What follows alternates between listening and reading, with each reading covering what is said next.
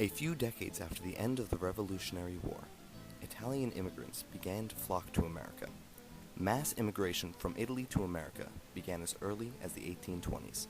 In the time between 1820 and 1996, 5,353,213 Italians came to America in search of a better life. This mass move was driven by the hardships experienced in Italy. Many citizens were overcome by poverty, political hardships, disease, and the agricultural crisis of the 19th century. The motivation to come to America was due to the fact that there was not a military draft established yet.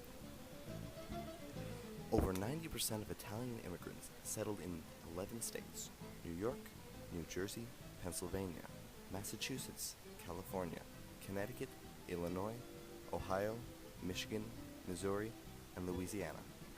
By 1815, Louisiana was most popular for Italian settlers, at 915 people, due to the popularity among Sicilian immigrants specifically. Only 10 years later, California became most popular among any state, with 2,805 Italian immigrants. During this time, New York, now home to millions of Italian families, only contained 1,862 immigrants.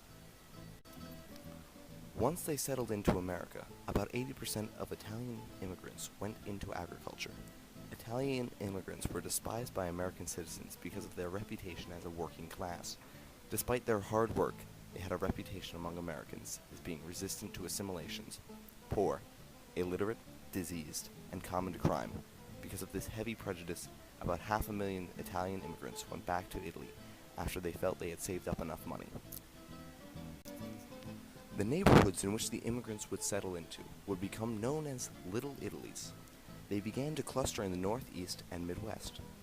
Of these neighborhoods, over 90% of them formed in urban areas. Little Italies consisted of a network of Italian-run businesses, including newspapers, churches, theaters, saloons, club buildings, coffee houses, and more. Though Italian immigrants were overwhelmingly Roman Catholic, their faith was a personal folk religion of feast days and peasant traditions that commonly had little to do with formal rituals. These Little Italies were host to many religious traditions. In the 1930s, second-generation Italian Americans joined forces with other labor unions and fought for benefits. They also began to involve themselves in politics as part of the Democratic Party's New Deal coalition. The 30s were also historic as they marked the first time the national pulp culture began to include Italian Americans within its collection of icons, in music, sports, politics, and cinema. The careers of Frank Sinatra, Joe DiMaggio, Fiorello LaGuardia, Frank Capra, and Don Amici indicated the national attitude towards Italians was beginning to transform. World War II was the main turning point in acceptance of Italian Americans. The unfailing support of America's cause and their disproportionately high ratio of service in the military legitimized them in American eyes.